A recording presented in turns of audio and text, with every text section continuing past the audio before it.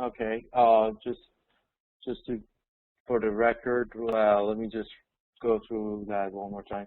So marketing management, the chapter 6, analyzing consumer markets. So we are going to cover the questions: how do consumer characteristics influence the buying behavior? So what are those characteristics and how they influence their buying behavior?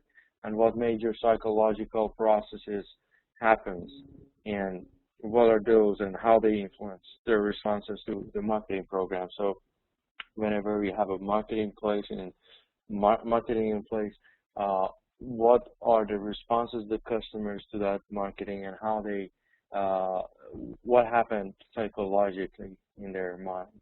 So how do consumers make purchasing decisions, and how do marketeers analyze consumer decision making? So these are the questions that we're going to cover in this chapter. So what influences consumer behavior? Cultural factors, social factors, or personal factors. So there are a lot of cultural factors involved in consumer behavior. So the culture, as it is different from like place to place or region to region, so then the consumer behavior would change accordingly because of their culture. And also social factors like what level of society or lifestyle they are, what type of living and everything. It will change their social factors too. And then personal factors, like as an individual, what are those factors involved for a consumer or a purchaser to make a certain decision while buying something? So basically, consumers react differently according to their personal traits and their personal type of lifestyle or whatever personal aspect of their life. Okay. Then we go to the next slide. So culture is basically the fundamental determinant of a person's wants and behaviors acquired through socialization process with family and other key institutions. So as you can see here, let me see.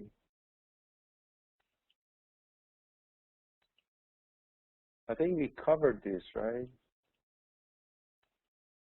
Yeah, we covered this chapter. Yeah. So, yes.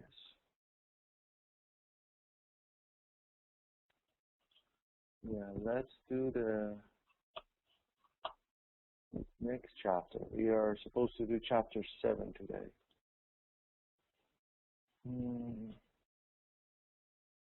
Let's do chapter 7.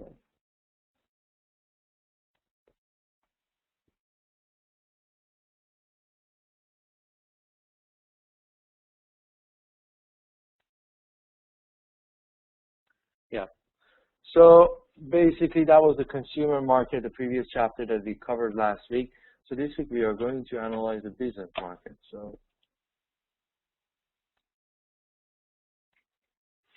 yeah, we did go through chapter 6 last week. So for business markets. So what is the business market and how does it differ from consumer market? So we are going to go through that definition and changes. What buying situations do organizational buyers face, and who participates in business-to-business buying process? So these are the factors that we are going to discuss in this chapter. Okay, so what do we mean by organizational buying? So decision-making process by which formal organizations establish the needs for purchase products and services and identify, evaluate, and choose among alternative brands and suppliers. So basically, organizational buying is when certain organization establishes the need and purchase for purchase products or services, and then evaluates, choose among alternative brands or suppliers. So it happens for most of the organizations whenever they want to buy or purchase or make a purchase, or first just state a need and then make the purchase accordingly, is when they sort of um, get involved in business as an organization, not as an individual, because all the employees and the staff of the company, they do get involved in business as a consumer, as a person. But when they do business as a corporation, as a business, so that will be there are a lot of differences, and that's why in this chapter we're going to go cover those. So characteristics of business markets. So the business markets, there are fewer but larger buyers. So for consumer markets, there are many buyers, but at the same time, they're small, so they buy in a small amounts. But for business markets, there are few, there are not as many, so it's they're fewer, smaller, but they buy large. They're large buyers. So close supplier customer relationship. So mostly in this case, there is a very close relationship between the supplier and buyer. So basically, they go into contracts. They go into close relationships with one another. Professional purchasing. So this type of purchasing is quite different from personal or consumer purchasing. Not that the consumers are necessarily illiterate or they cannot be professionals, but the thing is, the business purchases it takes much more professionalism and knowledge to be able to make those purchases. And it's just due to the fact that to make a business purchase, there are more formal documentation necessary, and the steps and the processes are like more compared to a consumer relationship. Then many buying influences, like a lot of buying influences are there, and multiple sales calls, a lot of sales calls happen, drive demand, a lot of demand is because of some other demand, so one demand can lead into another, and then inelastic demand. So basically, by that we mean that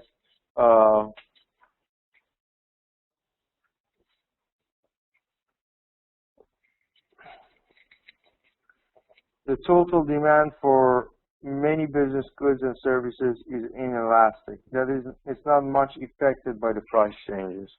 So when there's a change in the price, the buying process wouldn't change that much. So it's inelastic. So it's not related to the price as much. And fluctuating demand. Then the demand for business goods and services tends to be more volatile than the demand for consumer goods. So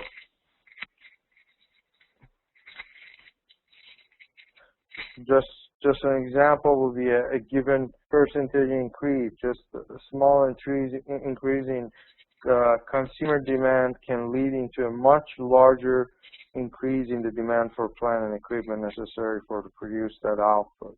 So it's like much more. And then geographically concentrated buyers is more than half of, let's say, U.S. business buyers are concentrated in 7 states, like New York, California, Pennsylvania, Illinois, Ohio, New Jersey, and Michigan.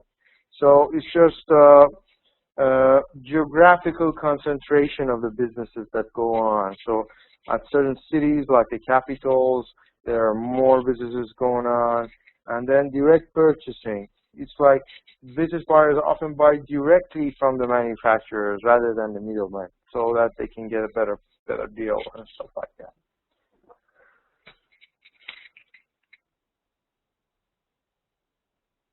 Okay. So then buying situation. What are buying situations? We have the straight buy, rebuy, and modified. A straight rebuy, modified rebuy, and new task. So straight rebuy is the purchasing department reorders supplies such as office supplies and everything exactly the way it was. So it's just just ordering the same thing. So modified rebuy is when the buyer wants to modify a product, a specification, price, delivery requirements, or other terms. So when there will be some changes to the item or requirement of change, then it will be modified rebuy. And then new task is a purchaser buys a product or service for the first time. It's like a new task. It's something new. They start to buy something new. So that's called new task. Okay. Buying center. So the buying center is basically what we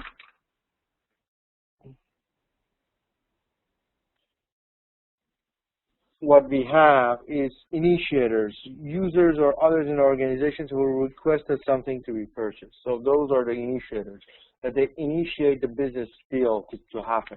Then users are those who will use the product service. In many cases, the users initiate the buying proposal and help define the product requirements. So users are going to use the product. So those are those who make sure that the product that are going to be bought are going to meet their requirements. And then influencers, people who influence the buying decision, often by helping define the specifications and providing information for evaluating the alternatives. So that is also called influencers. Then deciders, those people who decide on the product requirements or on supply. So those are the ones who make the decisions.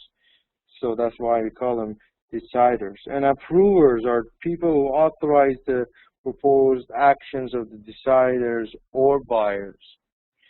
And then buyers are those who have the formal authority to select a supplier and arrange the purchase terms. And then gatekeepers are people who have the power to prevent sellers or information from reaching members of the buying center. So those are those who make sure that right information goes to the right people. So nobody gets extra information that he or she is supposed to. It sort of makes it easier.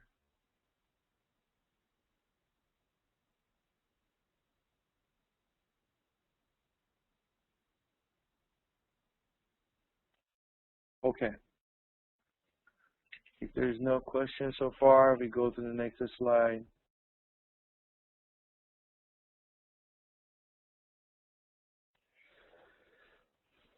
Of concern to business markets. So who are the major decision participants? What decisions do they influence, and what is their level of influence, and what evaluation criteria do they use? All these questions come to mind when we talk of business markets. So major decision participants, who are they? And all these other questions. So first, let's talk about type of business customers. What type of business customers do we have? So there are certain type of business customers out there, and we need to understand them first.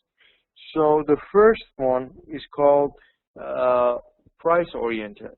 So some business customers are just focused on the price. Some of them are solution-oriented. They are looking for just the solution they need. Let's say they need certain solution to their company, so they need a certain product or service. So they don't necessarily care about the price. As long as they get the solution, they are happy. So that customer are probably looking for some customized solution just for their own company. And then gold standard are those who are looking for very high standard products or services. Their expectation is so high, and they're probably eager to pay a good price for a very good quality product or service. And then the last one is a strategic level, a strategic value. So it's like when you get together, and you and your other business partner, you have some core values in common, and you get some strategic value in that business, then you will consider that. So it's not that they need a solution or just looking for some price or something. They're looking for a strategy. They're looking for competitive advantage. That's why they come into play and buy from.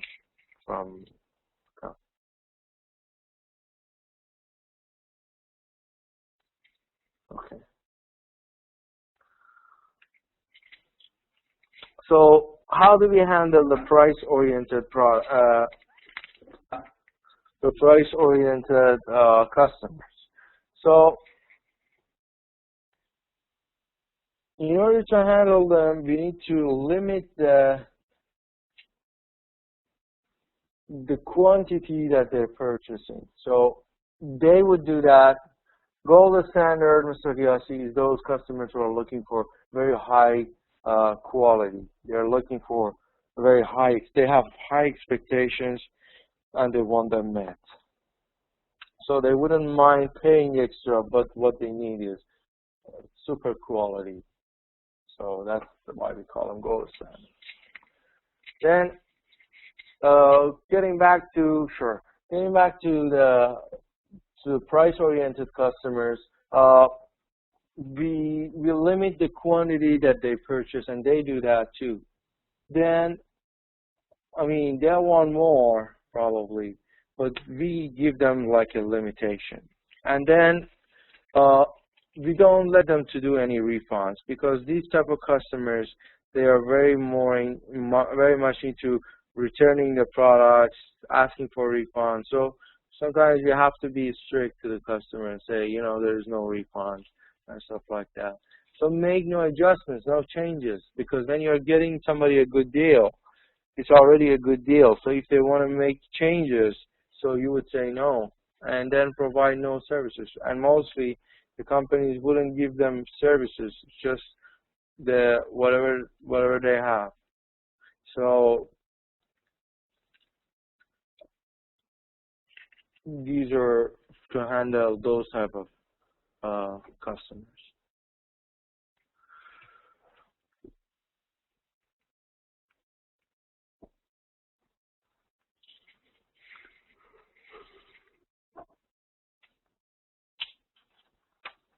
So here we have purchasing orientations.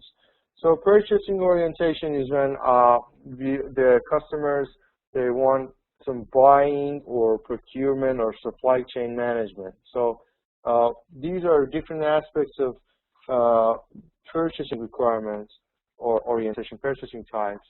So they're just buying, or it's part of the procurement, or taking care of their business, or providing the business, or they are part of a supply chain management. So they could be either of these to be going for to be purchasing. So they are either just buying as a business customer, or they're just part of the procurement, or some part of the value chain, or supply chain. They are part of the supply chain, so they want to buy certain products or services. So then product-related purchasing processes. So when there are product involved and they're just purchasing according to the products, there are routine products that they buy. There are certain products that we do like in a routine basis, and then they come and buy. Sometimes there are leverage products. There are project products that are a mixture or the adaptation of a certain product they want us to give them. So it's like the type of product that they are looking for. They want it in a certain way. Then strategic products, then again, is like those type of products that are strategic for their company. It could be a solution for them. It could be something they really need to be able to move on. And then bottleneck products is like the bottleneck is like something really crucial to their business. It's like more of a niche product that they need. So it's like a certain type of product, and it's either a very, very limited amount, or it depends how much they need. So there are different methods of doing these buying and selling processes. Of course, we have the methods of e-procurement or e-selling, which is where you sell the products because you need to understand that the business buyers try to obtain the highest benefit packages, like economic or technical or service-wise. So to make comparisons, they will try to translate all the costs and benefits into monetary terms. So they want incentives, they want benefits, so they have a perceived benefits and perceived costs. So the marketeer task is to construct a profitability for them and make sure there is a profit there that it can be delivered, right? So it's very important. Like you could run a website for vertical hubs or functional hubs. So hubs will mean that places that they go there and make purchases and do the buying.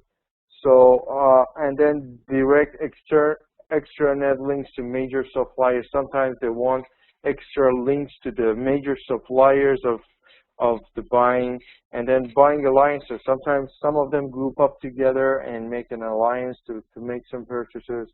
And then company has some buying sites also.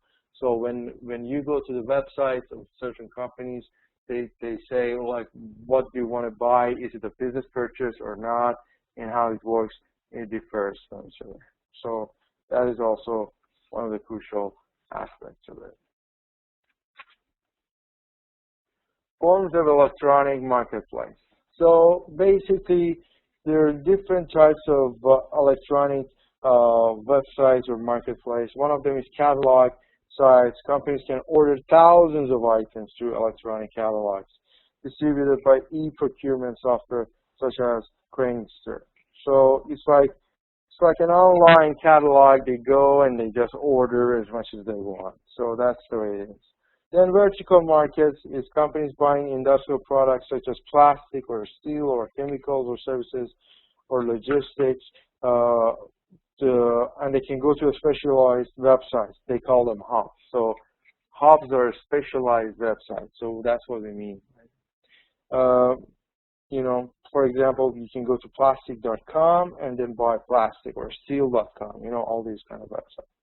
Then pure play auction sites are those online marketplaces such as eBay, or freemarkets.com that could not have been realized without the internet. So pure play auction, it's like they have auctions and everything, and basically they have over 50 product categories, let's say, and commodities, and it's like a lot of commerce going on over there. So it's all because of the internet, as you can see, and they are doing pretty well. So spot markets. The spot markets are on-spot electronic markets, and the prices change by minute. So like a good example is campconnect.com.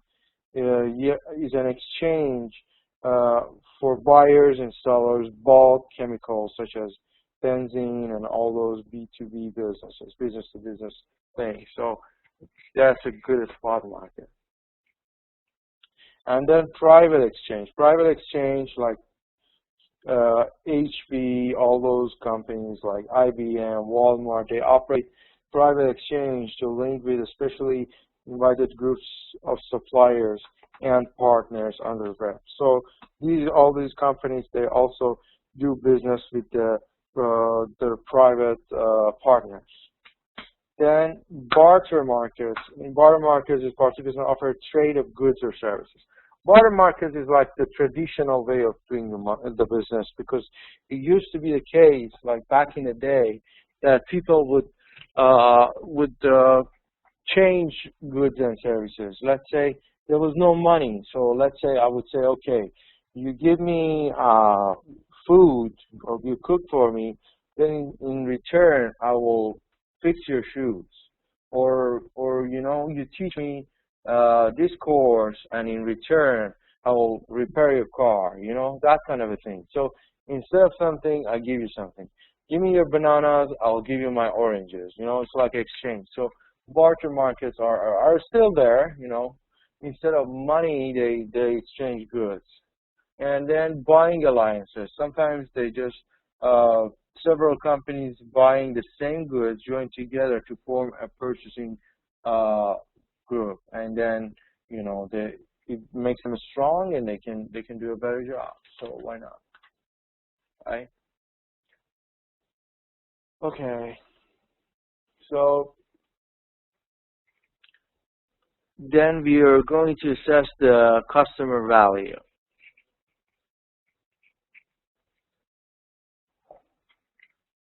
So to assess the customer value is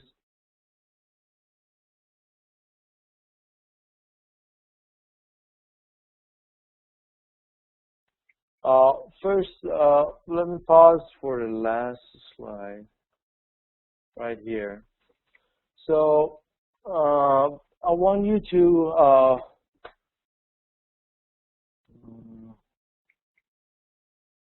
understand that a lot of all these type of markets nowadays are happening online. So it used to be the case that a lot of businesses that would just do their business like in their real original office, or you know, stuff like that. Nowadays, to save costs and everything, they don't do it anymore. They just put it online, and then you go and buy from it. So that's what I just wanted to reemphasize. Okay, internal engineering assessment. So these are assessing the customer value. So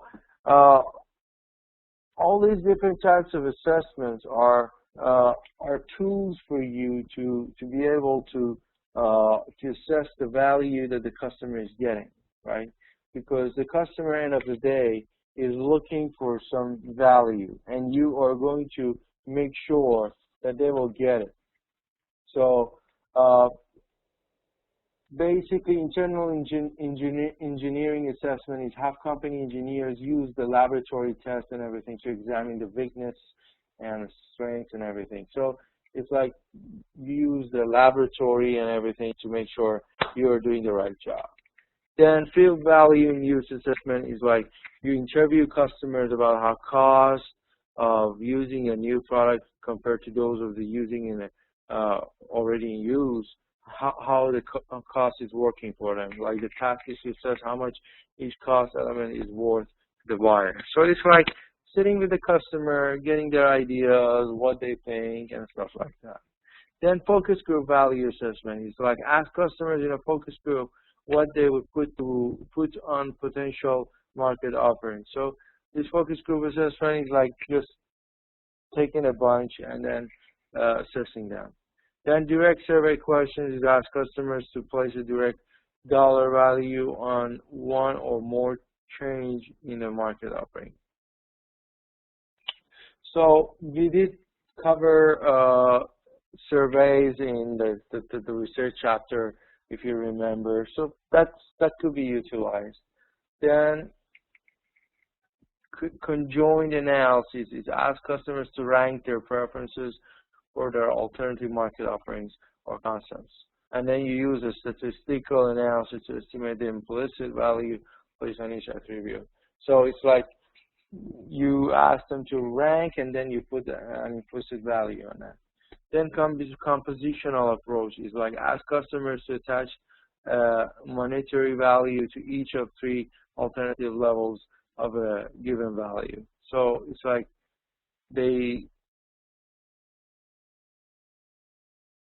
sort of attach a monetary value to everything there, and everything is considered with regard to the money. And then importance ratings is when you ask the customers to rate the importance of different attributes and their supplier's performance on each product and service. So these are all different types of assessing the customer value. Okay. So now we get to the order routine specification. So for order routine specification,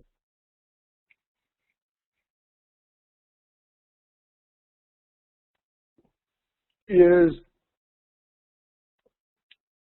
basically, by inventory means whatever the companies have in their stock to sell to the customers, whatever they can offer and whatever they have. So sometimes some companies, they decide to go stockless. They want to have no stock of anything. They just want to order as long as they need. They just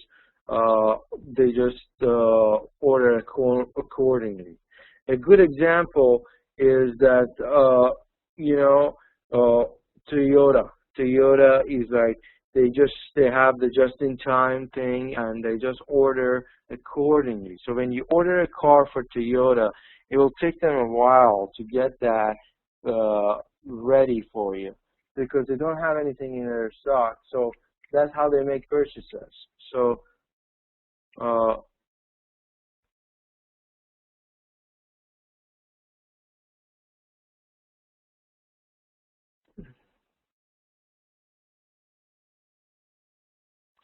and then also, in that case, the agreement is that the seller and you will go into a contract that whatever it takes, the company, according to your order, they will supply whatever you need.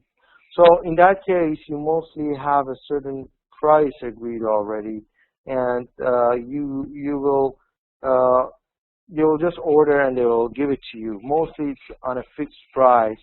You say, okay, let's do like for this much for this couple years or this amount of time, and they just give it to you whenever you need, and then they will charge you accordingly. Then we have vendor managed inventory. So vendor managed inventory is when you are getting the vendor to manages your inventory, and then the vendor will decide how much you need and how to buy and how to make the purchases. And then the last one is continuous replenishment programs. So basically, to get back, vendor managed inventories, the most important aspect of it is that you give the authority to your supplier. Supplier has to take care of all these for you. They will come and see if you need anything. They will take care of it. They will bring it to you, and they will charge you later. But the last one is when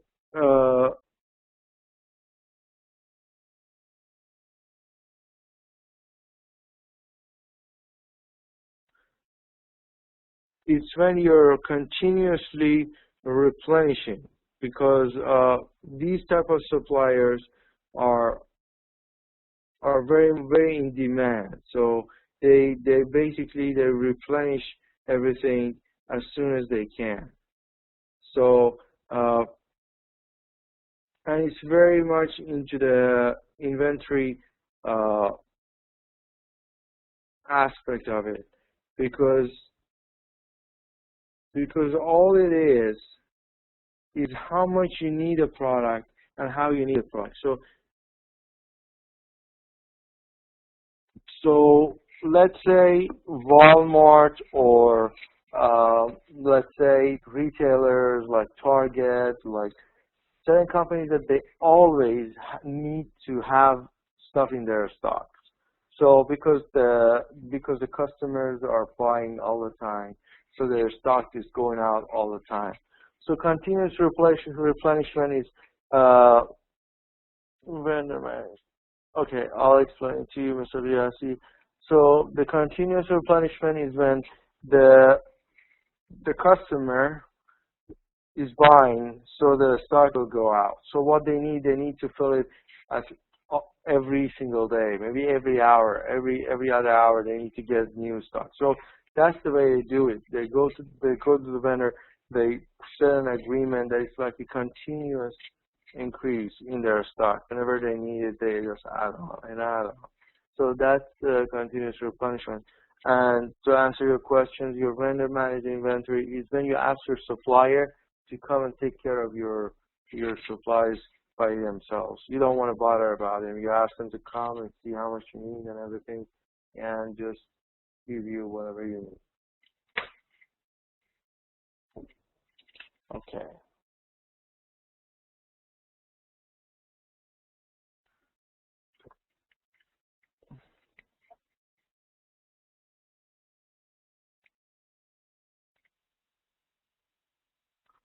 Beautiful.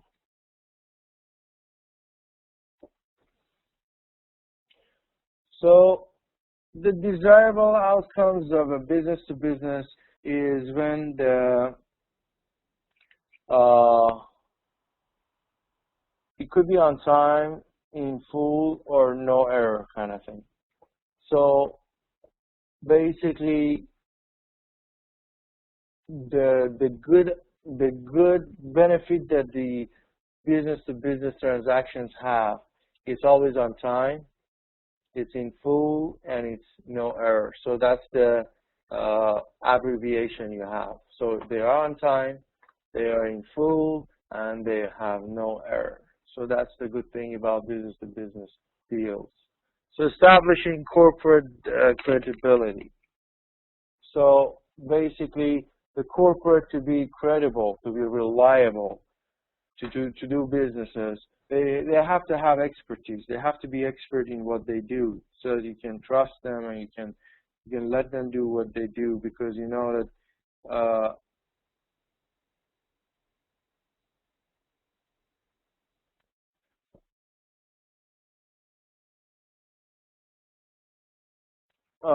you know, the expertise they have, they're the best experts in doing what they're supposed to do. Then they're trustworthy. You can trust them. They're trustable, and then they're likable. What they do is desirable. What they do is you know, wanted by the customer. So as you can see, all these aspects are important in establishing a corporate credibility.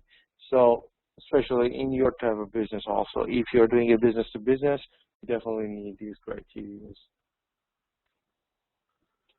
Okay, so what are the factors affecting the buyer-supplier relationship? So first, one of the factors that is very important is availability of alternatives. So you want to make sure you have alternatives. You don't have just only one supplier, or if you are a supplier, you don't only have a buyer. You want to make sure there are some buyers for you, or if you are a buyer, you want to make sure there are some suppliers for you. So when there is a need, then you can make sure that you get what you want. Then importance of supply. So there is an importance of supply that you need to, you know, take into consideration. That you know, you need to be able to supply whatever is required of you. So you supply whenever is needed, and you supply as much as they need that you could supply. So these are all, you know, and then supply market dynamism. So demand and supply, they work together. So the increase in supply will probably decrease the demand, because you're putting in more into the market, and it brings down the demand. So as you can see, there is a relationship between all these. So all these factors, they affect the relationship. So just consider of it as a sort of interrelated factor. So first, how much the supply is there, and how the supply is met, and how the demand is meeting the supply. So this is kind of complex, because it's the supply is not necessarily that you pump in the products into the market and see what happens. You need to do some analysis, but end of the day, it's just the reaction or response to what happens in the market. A lot of stuff going on are not just scientific, they're just the result or aftermath of some other problems or mistakes.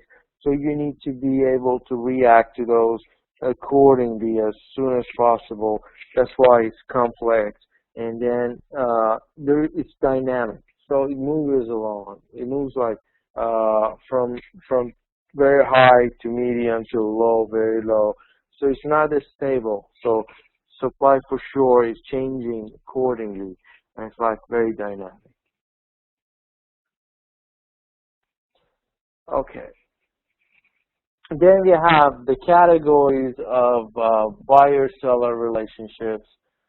So there's vendors relationships, there are some buyer-seller relationship, and as you can see, you have basic buying where it's simple, just routine exchanges with moderate level of cooperation and information exchange. So they just exchanges like simple. Then bare bones is these relationships require more adaptation by the seller and less cooperation and information exchange. So it's like the seller just sells with less cooperation. Then contractual transactions, or these exchanges are defined by formal contract and generally have low levels of trust or cooperation and interaction. Then the customer supply is when the traditional custom supply situation, and then competition rather than cooperation is dominant from the form of governments. So customer supply is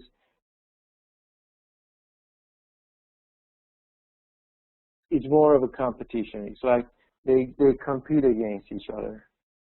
Then cooperative systems is partners in cooperative systems are united in operational ways, but neither demonstrate structural commitment through legal means or adaptation. So it's like just they are united together, but they are not committed in a legal way, or they are not adapted by each other. Collaborative is a lot of trust and commitment is in there. So it's like a partnership. Then mutually adaptive is buyers and sellers make relationship-specific adaptations, but without necessarily achieving a strong trust or cooperation. So mutually adaptive, they do a lot of buying and selling together, but there's not as much trust as it is in collaborative. And then customer is king. In this cooperative relationship, the seller adapts to meet the customer's need without expecting much adaptation to change in exchange. So it's like customer is the ultimate goal. Okay, the bare bones is where the relationship is more required by the seller rather than the buyer. So the seller gives more information and more commitment, but the buyer is just reluctant to give that. So it's less cooperation in information exchange. So like when retailers, like certain big ones like Target or Walmart, they go to their suppliers, the buyers, as Walmart are from the other business, they don't give much information, but they require the seller give them all the details so that they can make the decision. And the reason is being that they as buyers are very strong, so they don't want to commit, but they want the seller to commit a lot. So I hope you can see the difference, Mr. Khanman. Okay, and then we have opportunism. You're welcome. Opportunism is some form of cheating or undersupply relative to implicit or explicit contract. So opportunism happen a lot. It's like when certain company stops supplying or certain company stops buying to make benefits or reap the benefits from cheating. So it's a kind of cheating process. So either you're a buyer or seller in a business-to-business relationship. If you cheat, you're opportunistic.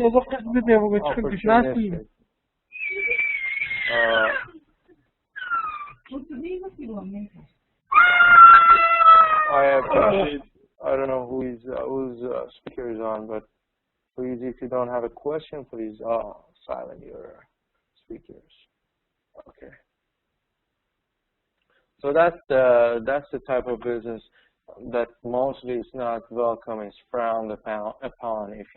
If the buyer or seller is cheating or being opportunistic, of course it's not appreciated.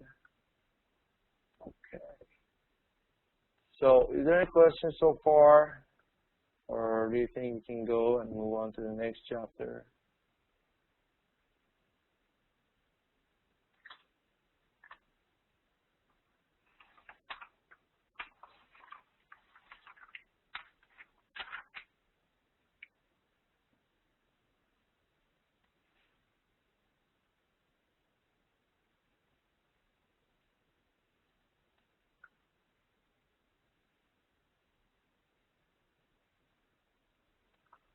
Okay, the issue of buyer and supplying cheating. So what about it, Mr. Khanmama?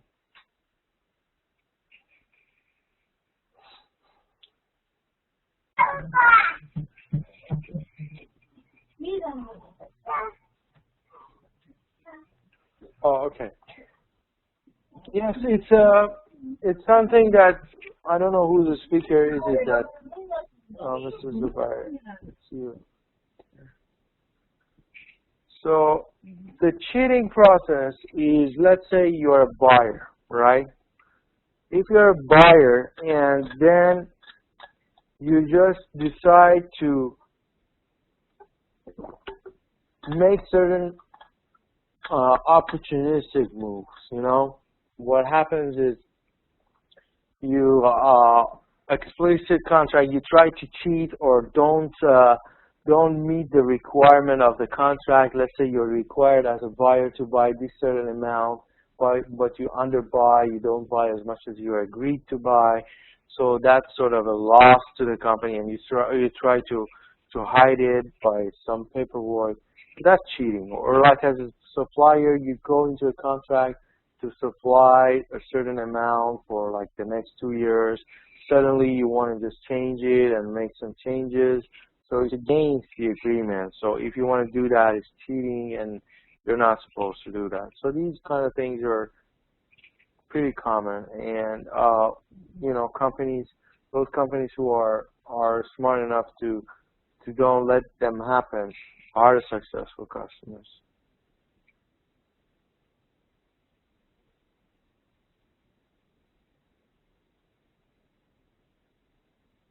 Okay. I hope it's clear.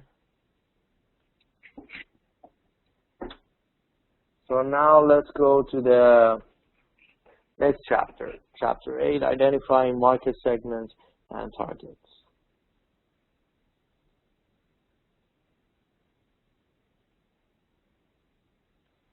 Okay.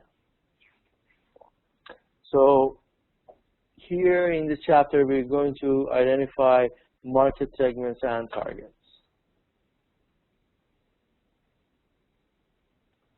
So the questions that we are going to cover in this chapter: what are the different levels of market segmentation? How can a company divide a market into segments?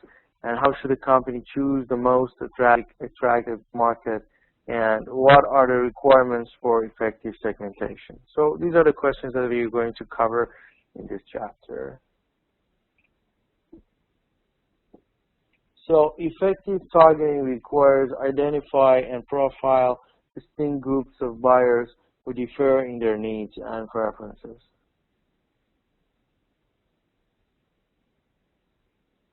So first of all, you need to understand the importance of targeting, because you need to target the customers. You can't just go and tell everyone about your product and expect a huge benefit or profit from it. You need to understand that you need to know who you're talking to, who it is that you are selling your products to. So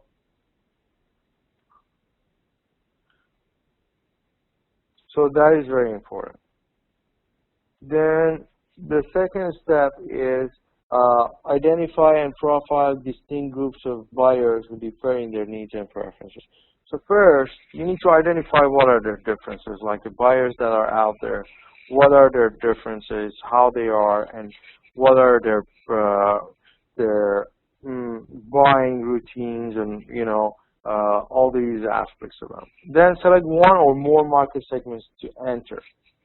So out of those many that you identified and you understood what are the differences, you choose a few to enter. Then when you communicate the benefits, you communicate to those segmented markets. So that's the deal. Okay. So first, let me pause for a second. Is there any questions so far?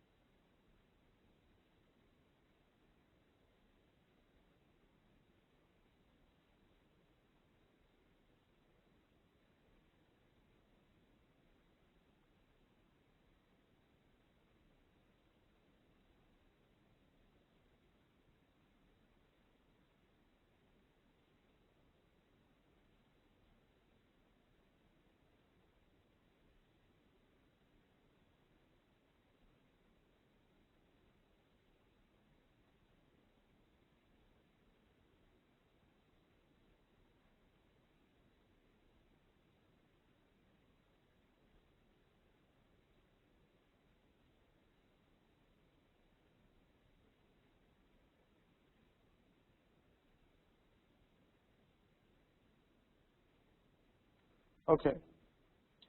So there's no question. You can always voice it out or write it in the chat box. You can always stop me whenever there's a question. So let's move on.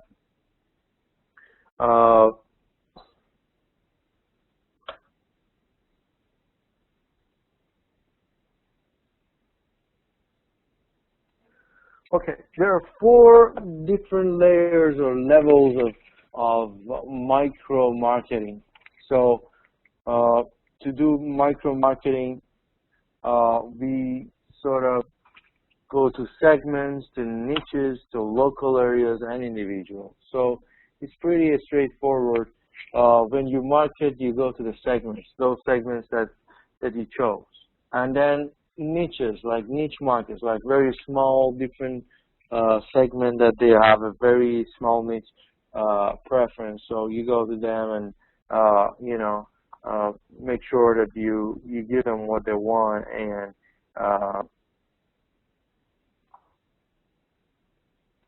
and make sure they get what they really require of you.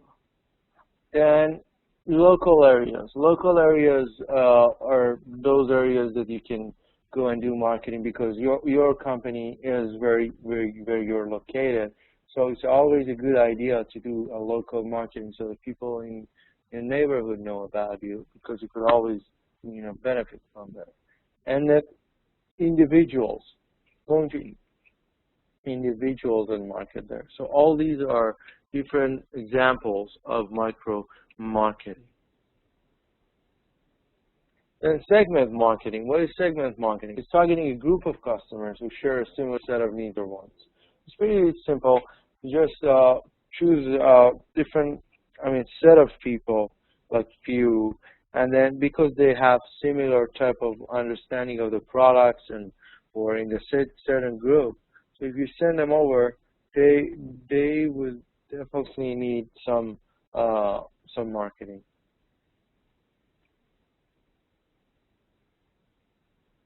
Okay. Then flexible marketing offerings. It's flexible marketing offerings is when you are flexible in doing your marketing. You have solutions, products and services elements that all segment members value. So it's like just a solution that the customer care for. So it's like naked solutions, we call them. It's because the product and service is is generic for all the customers is something valuable. Everybody likes it. But discretionary items or options are those that are some members like it and some don't. Options may carry additional charges. So good example of naked solution and discretionary options. Like in a bank, naked solution would be just a basic account. You know, everybody needs an account, right? But discretionary options are different types of account. Like when they want to change from one type to another, there are charges. So not everybody wants the upgraded version of. But the basic checking is something everybody needs to put their money in the account. So that's what is a naked solution. But when it goes deeper, like, okay, so now you have this account, you have to have extra balance in your account, or you will be charged this much if you don't do that. That's when you go to the next level, which is discretionary options. And that's where you probably make some changes accordingly. You know. Okay.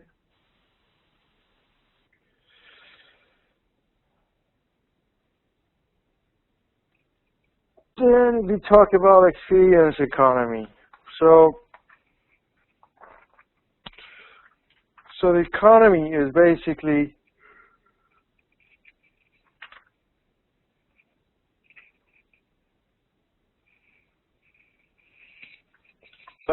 inclusive of all these factors. Economy has, there are experiences, there are services, goods, and commodities. So basically what we mean by that is that the economy that you're dealing with, well, no matter what you are, no matter what type of business you do, and no matter how you're dealing with your business, you have your own experiences, right?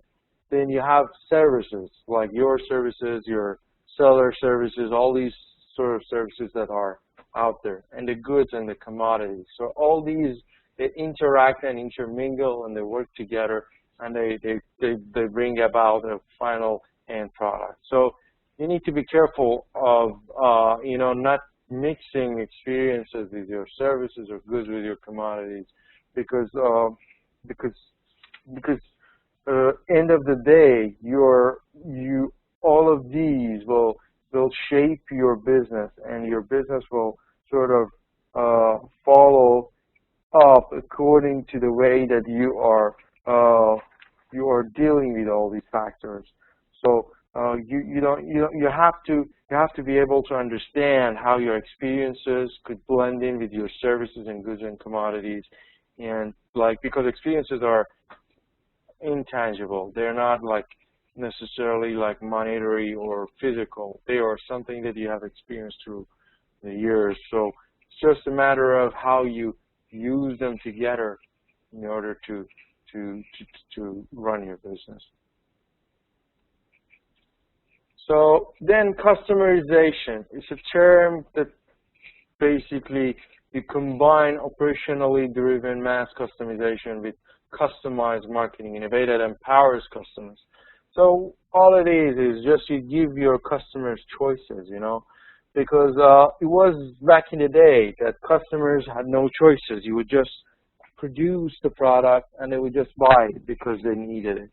Now customers, they expect you to meet their expectations or change it according to, like, let's say if you want to order a car, especially like very expensive car, like let's say Porsche, so you get a chance to choose your rims, your wheels, your leather seats or whatever, and whatnot, type of brakes, type of engine, the color of everything, and you have a say in your car. You can design your car. So that's called extreme customization. So it's not just you just produce the car and sell it to the customer. I mean, you can do that, but some customers, they want it in detail.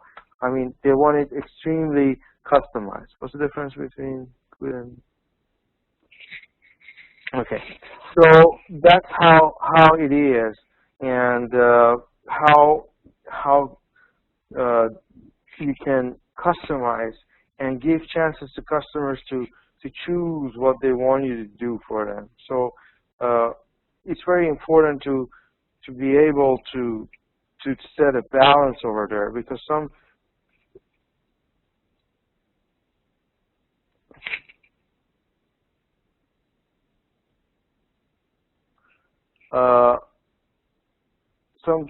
some companies are not able to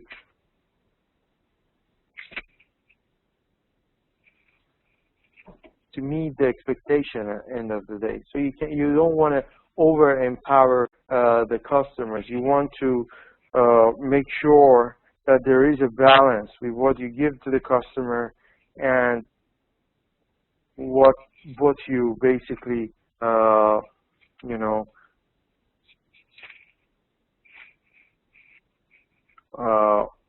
customize and do. So there's always the price difference and time, and you should be able to meet the expectations of the customers. Otherwise, the customers would feel you are not delivering what you promised to them. So that's very important. And then to answer the question of Mr. Khan Mohammed, good and commodities. Goods is only like a basic good, whatever materials, what you need, right? But commodity is more of an economic good. It means that there's an economic aspect to it, something useful or value. It's like it's different. It's like with an economic value. I mean, it's further down. After you process your goods, they become commodities, you know. So that's what it is. Then segmenting consumer markets. So in order to segment your consumer markets, you have to segment them according to the geographic aspect, demographic, psychographic, and behavioral.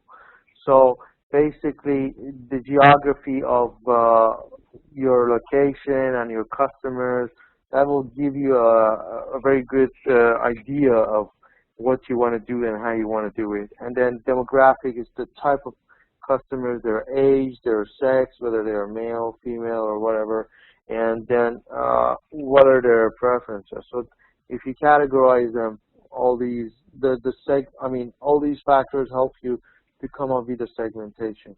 So and then you can market them according to all these aspects, like according to each of them, and get like responses from customers, whether they like marketing, whether they like something else, how they like it, when they like it, all these preference questions. Psychographic is more of a psycho, is like how they react to certain marketing tools, and what are their psychological backgrounds or understanding of the marketing. And the behavioral is like their trend, like their purchasing behavior, like how much they buy, how often they buy, and all these kind of behavioral will give you some idea about the segment that you want to create. So more in detail about demographic segmentation is like age and life cycle. So the age of a certain customer or a group of customers and their life cycle, like from their being a kid and being a grown-up, and all these a certain number of years that they will spend in that period of time, and how they would like the product then, and how you could market that to them. Then life stage, what stage of life they are, like whether they are at a success stage, whether they are managers or whatever, whether they are in like a family life or not. So different stage of life, you would market your product in a different way. Then their gender, their income level will show you their purchasing power. If they are really high income people, then you might just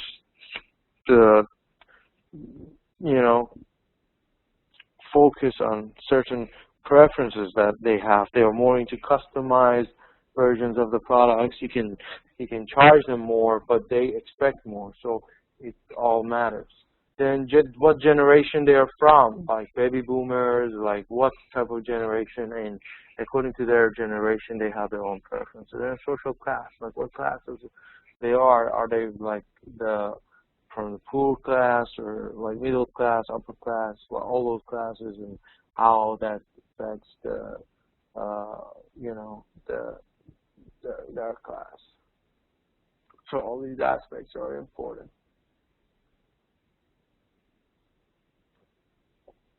Okay, so this is a good example. Is basically very, very common in these days that they profile American generations, and also that applies to other generations. I mean, they started profiling American generations, and over the world they also do that. So, and it's mostly named same.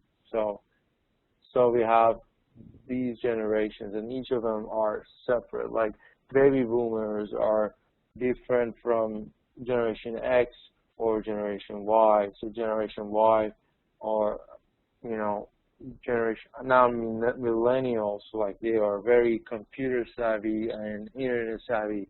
They get born with computers. They play a lot of games. You know, it's like every single generation has its own preferences. So when you know that, that will affect the way you choose the segment, and you choose how to market your stuff for them. So in order to understand the millennials, you know, you need to have a good understanding of what they like, what type of games they play, and all those kind of things. Or Generation Y, what they like, what they prefer, and how and why, and everything. So this is very important. It is very important to know what generation your segment is included of, what are their preferences, whether these generation profiling would apply to Afghanistan. I'm not sure, but you can, for sure, you will have your own profiling. Is like, I mean, it's pretty much the same because it's like few decades, and it's just focusing on how certain aspects of history affected that generation in their life and their preferences. So that is something to consider. I mean, it's very, very, very common research topic nowadays, and people are trying to do a lot of research there. And behavioral segmentation is your decision roles. What decision roles do you have? Are you an initiator or influencer, decider, buyer, user, all those that we talked about? Or behavioral variables like occasions, benefits, your status, the amount of usage, or buyer readiness, or loyalty, or attitude. All these are factors of behavioral segmentation. We almost discussed them in the few slides back. So something for business markets. It's like segmenting the business markets is according to demographic, operating variable, purchasing approaches, situational factors, and personal characteristics. So you always want to segment the business market according to these factors, so that you would, because the good thing about it is when you segment the business market according to these are all different aspects of a business market and give you different categories, and you can, according to those categories, you would be able to run your marketing plan differently. So you don't just give them a certain one-size-fits-all marketing and then say, hey, this is what we do, and no matter what, let's say if it's demographic, what age or whatever thing you're coming from, we don't care. We just give it to you. Like our marketing strategy is just same for all different ages. So that wouldn't work out because, different people, we just thought like different preferences, different liking and disliking. So that probably is not the best idea. Or operating variable, like how much is the variable cost and all those kind of things, and how much that variable will reflect into your marketing. Then purchasing approaches. What are the purchasing approaches of the buyers? How often they buy, and situational factors and personal characteristics. Then we have models of sequential segmentation. So different type of segmentation. So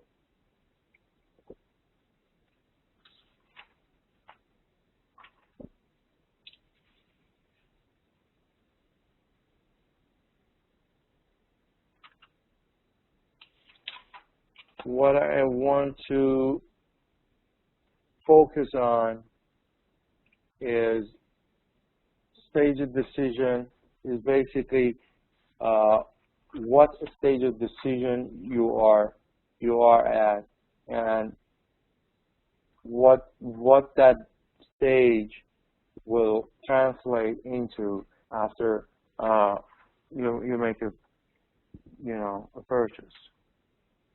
And first-time prospects. Sometimes your customers are your first-time prospects, so you don't have any idea how they would react to your marketing tools. So you would just react accordingly. You're just trying to explore and see how they work and how they sort of respond to all these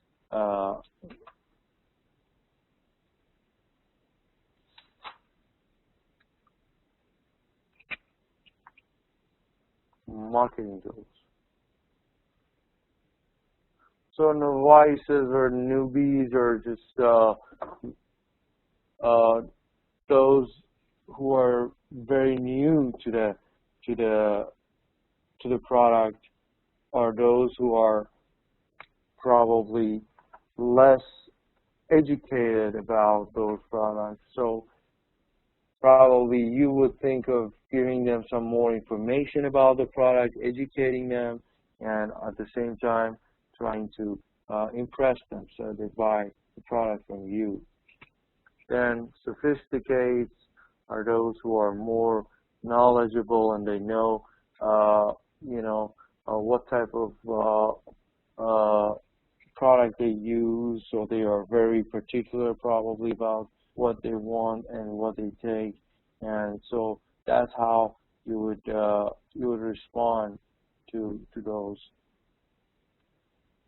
And then orientation, what type, like the different approaches they take to the product is also important. Then some of them are price oriented, as we discussed. They just care for the price. Some of them are solutions. Some of them are strategic value. There is a common, there's a commonality between here and what we discussed before. It's just these are sequences of the segmentation that goes on and on and on. So what basically makes you to make the segment is considering all these factors and how you are connecting those factors to your product. Let's say if you're coming up with a new drink, with a new soda, so that soda is supposed to give you some idea how you're going to present that soda into all these different type of customers. Your soda drink is, let's say, something about orange flavor. It has orange flavor. So how do you present that to a novice? You say, like, what are the benefits they get from your soda drink? Instead of just drinking a normal Coke or Pepsi or whatever, they could drink your orange soda, and these are the benefits and how they help them and stuff. So you're educating and then marketing also.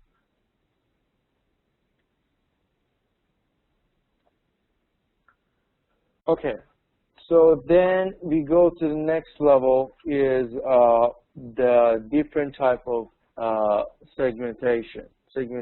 Steps in process for segmentation is where you it's either needs-based, it's based on their needs, like what type of needs they have, so you segment that. Then you identify the segment then, and then you see how attractive that segment is to you, what profit you get, and then where you position yourself. Then you run some tests and see how you will do in that market, and then you do the marketing mix, which is price, place, promotion, and price, place, promotion, and place. So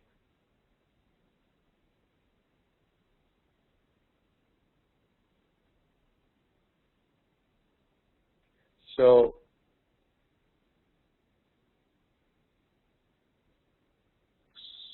you take all these steps in making a segmentation, and this is also a check mark for you for your assignment in your final assignment, because you need to do segmentation for your product. You need to know what are the needs of the segment that you're looking for. First, you need to get an understanding of what are the preferences or needs of the segment. Then you identify the segment that is most suitable for you. Then you go and see how attractive it is, and then you see how profitability of that segment, and then you position yourself. Positioning is like where you place yourself in that segment. Okay, let's say if there are Coca-Cola, Pepsi, and some other companies, where are you? Where is your position in that market? How much share of the market you want to get? What play you want to role in that? What role you want to play in the market, and all those kind of things. And then you'd run a test. You could just do some tests with some sample customers, you know, give samples to the shops and all these kind of things, and then you do the marketing.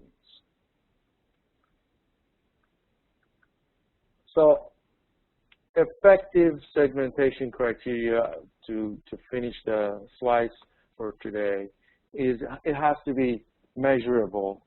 It has to be substantial. It has to be accessible, differentiable, and actionable.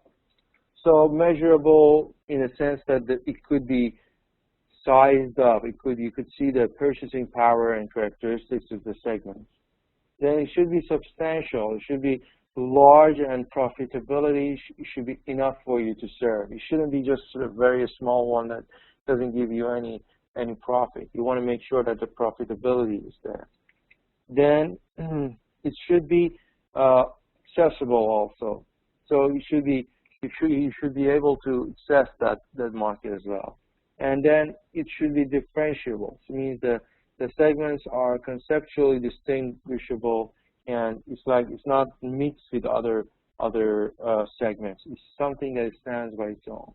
And then it's actionable. It means that effective programs can be formulated for attracting and serving the segments. So all these will help you to choose a segment that is most suitable for you and go for it. Okay, so now is the time for the task in the class. So I'll just give you, before that, let me open for any question. Do you have any questions so far? Any part you need extra explanation for?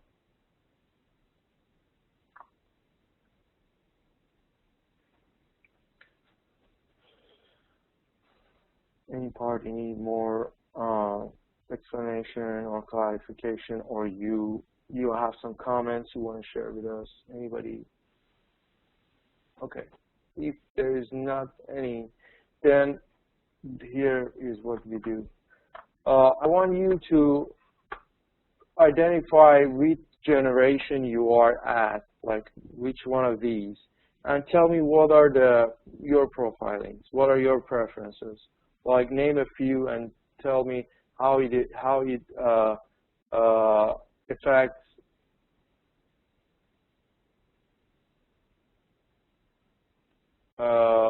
how it affects the marketing, if like somebody wants to market to you. So the task, I write it down, is write or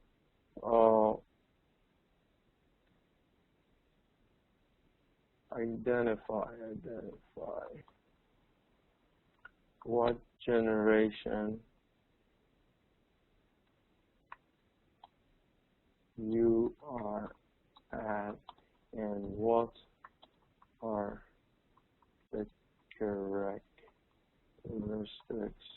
of this generation. Okay, so just identify which one of these you are, and then tell me what are the characteristics of these generations, the one that you are at. You can you can refer to the book or to yourself and see what are like the common grounds and just you know, do it. So first of all, I give you a couple of minutes to work on it and then share with your classmates so that we can have a discussion. So we know that we are on the right page, and then you can send it to me by end of next day. So I give you a couple of minutes to discuss in your groups or just think about it and let me know if anybody wants to comment or mention it to the class. Thank you.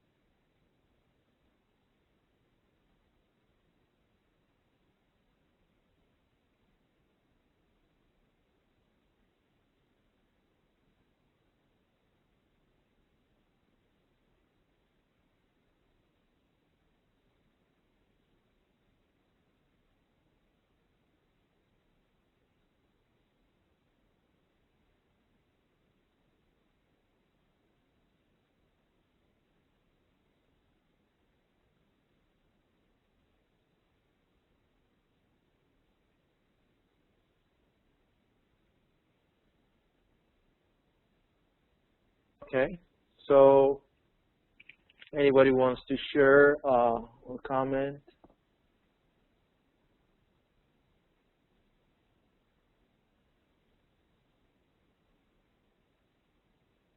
Anybody wants to answer the task and share it with your classmates?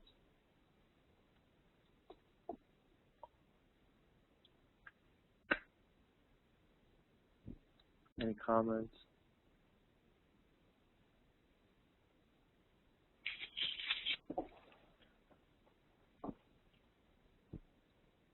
Any examples?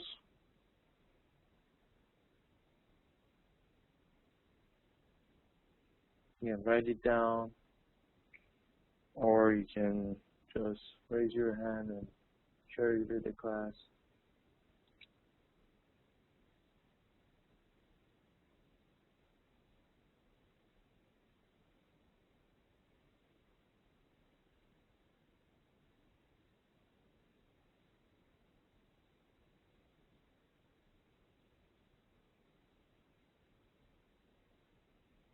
Yeah, but you could just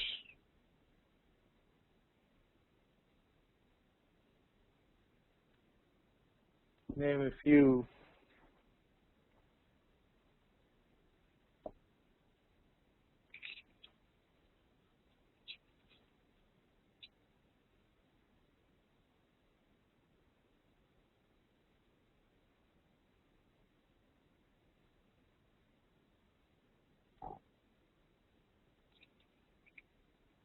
Yes, Mr. Riasi, please go ahead.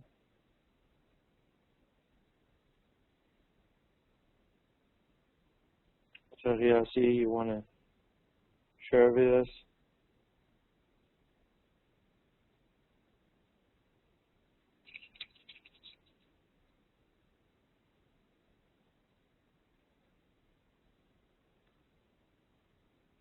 It's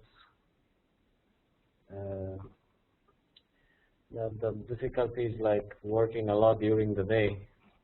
Mm. So I would like to add regarding the question. For example, the generation that I am, for example, is I'm 35 years old, and during the age that I have been, we have seen many different social, political, and economical changes. They have been very dramatic changes in the country, and we have gone through different and very much contradicting lifestyles to this short period of time, compared to other countries where you have almost a normal way of growing things. Here, for example, we went from a very communist regime to another very extreme Islamist regime, and then we are now in a democratic state. Just 15 years ago, Afghanistan markets were closed to the world, and we didn't have any access, and we weren't aware of the developments of the technology in the world, because at that time the political relationship with the ex-Russian country, it was that way. That was the format. That was the system that was using in Afghanistan. Many of the youths were not introduced to the internet or computer technology or the modern technologies that we are using now. So we have gone through these different stages. Now it's kind of these differences are also visible in terms of business in one way or another. For example, the way some youths get dressed, for example, it's different. The hairstyle that they use, or even the beard, some of the youths use are different from for example, and from one way or another. The usage of computer for the offices. For those who are a little bit elder, they are not much comfortable to use computers. They just prefer to continue to be the same thing. Even the mobile phones, for example, even though some people use it, most of the old people also use it, but they just don't like to use it for other purposes other than just answering or giving a call. While the youth generation, they use it for different purposes, in addition to giving a call. For example, they use text messaging, they use the camera, they use the Bluetooth services, and etc., the MP3.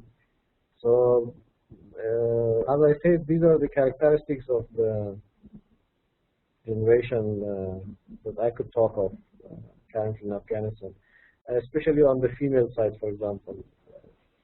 Also, it shows the same, the way they get dressed and the way they prefer to. It's a little bit different from what was before. And the differences are, for example, in the generations between the rural area and the urban areas. So these are some differences that I could point out. It's great, very beautiful, very nice comments. Thank you so much, Mr. Diasi. Some of I would say you're from Generation Y in this list, and so is that correct?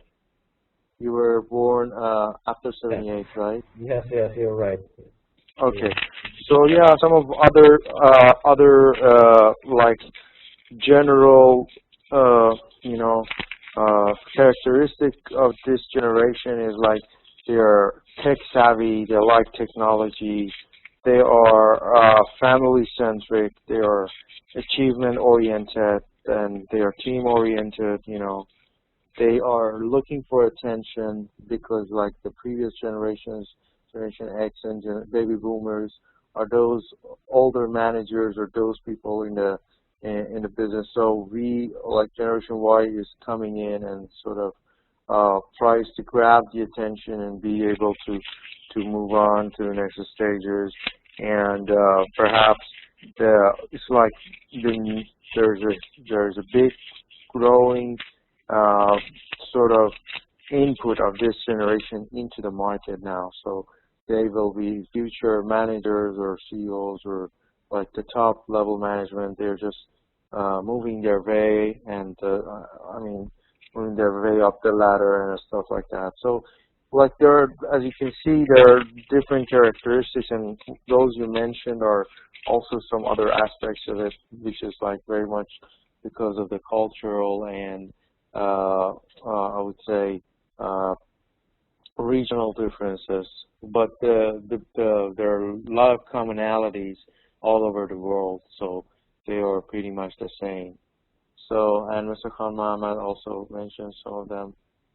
Social economic conditions, however, general market will increase use of. Yes, it's very true. What Mr. Khan Mohammed mentions is exactly true. So, so that's great. So yeah, very good. Thank you so much for sharing that, Mr. VOC, and thanks everyone for attending the class.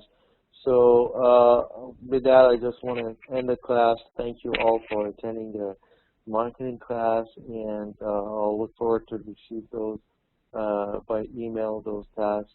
And so I wish you a wonderful week, and I'll see you next week in the class. Thank you so much.